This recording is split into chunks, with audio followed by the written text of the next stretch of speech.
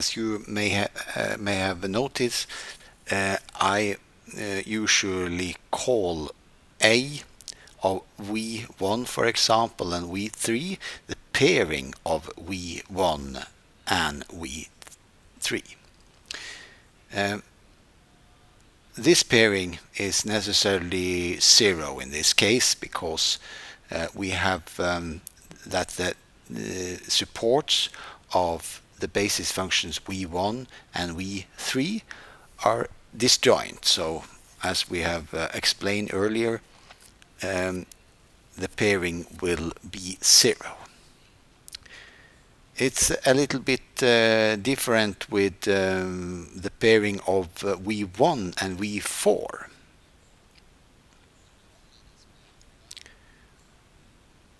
Let's just take a look on this situation. Here we have the support of v1, and here we have the support of v4. As before, we call this triangle when we associate it with the node 1, we call this triangle 1, 1, 1, 2, 1, 3, 1, 4, 1, and so on. When we are associating it with the node 4, we call this node the first triangle, so it's the 1, 4, this is 2, 4, this is 3, 4, 5, 4, and so on. So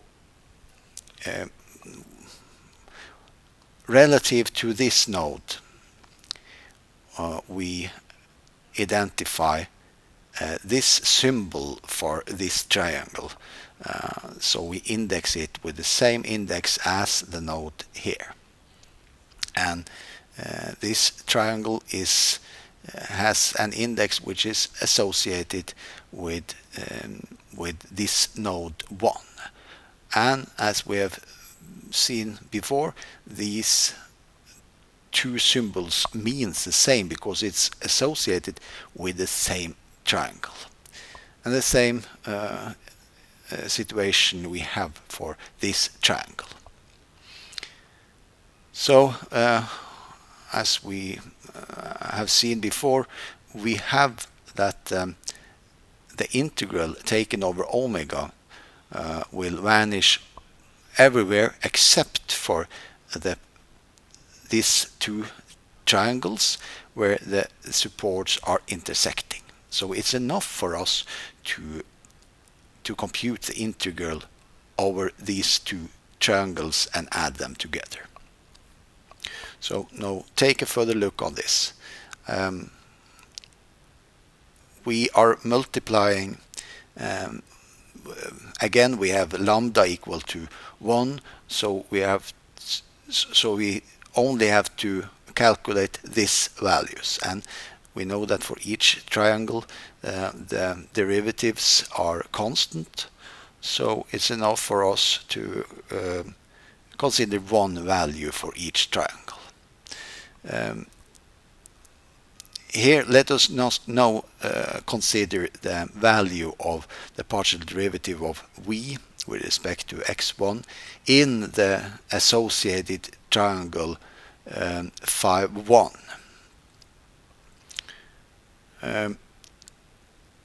And you see here that the indexes here and here are the same. Similarly, we consider the same indexes here and here, so these are always the same. So the partial derivative of v1 with respect to x1 in this area is given by the table above. We just go into here and see what is the value here. It is 0. If we are going to find the value of the partial derivative of v4 with respect to x1 in the triangle number 3, we just go up here and look for it. It's -4. Don't pay any attention to that we are writing the partial derivative of v1 and here, because these tables are the same for any sub-index here, obviously. So this value will be -4. Let's take one other example here. For example, the partial derivative of v1 with respect to x2. What is that? Well, it's in the triangle 5 again. So we go up here and look for this value. It's -4 from the table here, and the partial derivative of v4 at in the triangle 3 is equal to, well, go up here and see 4. So now we just insert these numbers, also the numbers here, which are, you understand the system of it. It's rather trivial to find these values also from these tables. And we conclude that the sum of this multiplied with the area, of course, of one triangle turns out to be -1. Similarly, when we are looking at the pairing of v1 and v5, we obtain that the intersecting area is this square. So it's this triangle and this triangle. And again, you maybe see the system in this. This node is calling this triangle this triangle 4, and this node is calling this triangle 5. This node is calling this triangle 1, 1, 5. In fact, we use the same index as the node, and this triangle is called 2, 5 when we are associating it with this node point.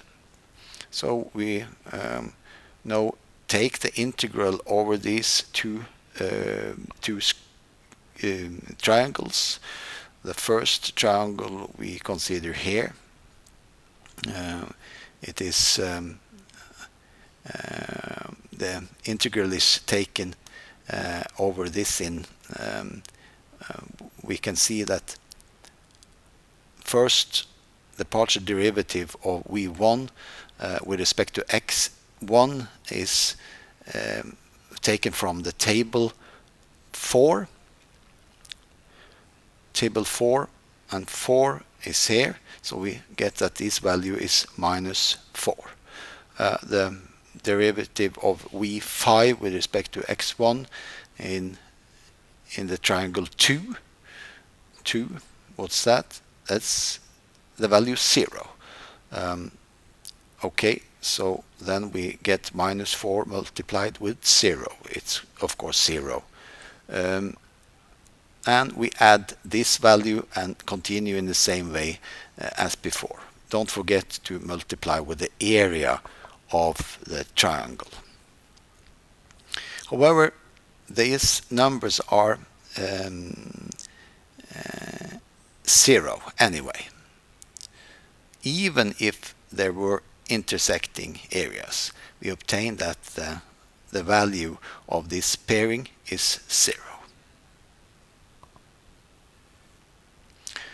The pairing of v1 with v6 is, however, trivial to see that it's 0 because the supports are not intersecting. This is also the case for the pairing of v1 and v8, since these supports are non-intersecting. exactly the same arguments give that the pairing of of all the others, all these supports. Um, Let me just show you.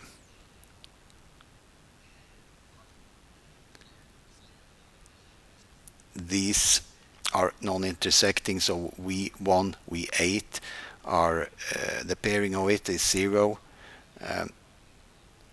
and this pairing V1, V9 is also non-intersecting. So this gives 0 for the corresponding pairing. Now we are in the position to find the values of this coefficient, and this coefficient, all of these coefficients. Moreover, due to symmetry, we can find all of these. Moreover, as you probably have understood, when we are making the same arguments with the basis functions v2, the pairing of v2 with itself will be the same as the pairing of v1 with itself, due to the symmetry in the structure. The same for v3, and the pairing of v3 and v3 will have the same value. All of these will be 4 at the diagonal.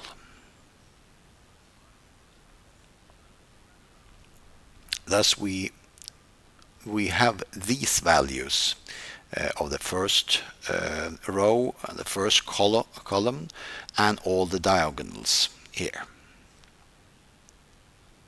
Using the same arguments, we can find all other elements of the stiffness matrix by using the following argument. For example, the pairing of V1 and V2 is given by this gray area here, that intersecting area, and in order to find the integral over this intersecting area, we have to use the exact same argument as finding the value of the pairing of, for example, the V2 and V3, as we illustrate here.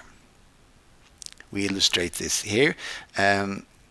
This is exactly the same as finding the value of the pairing of V4 and V5, like we see in the figure here. Yes, V4 and V5 here, and we can take some other examples as well.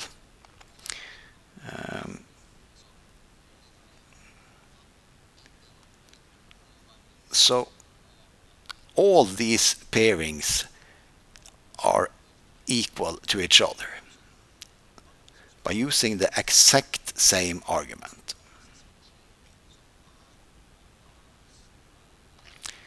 In the same way, we can show that the basis functions v1 and v5 stands in the same relation to each other as the basis function v5 and v9, for example. Let me try to illustrate this.